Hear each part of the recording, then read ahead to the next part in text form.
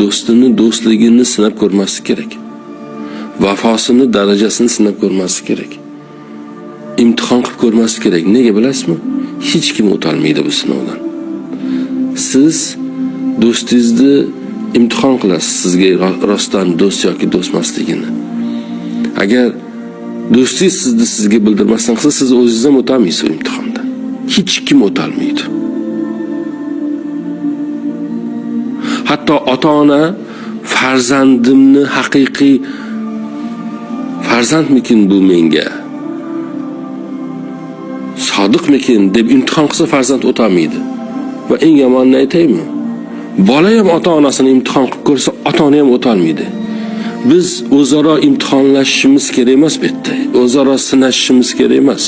Biz bir-birimizni sinagani kelgan emasmiz. Bizni bu yerda yagona sinaladigan nuqtamiz bor. Allohga bo'lgan qulligimizni darajasi sinaladi.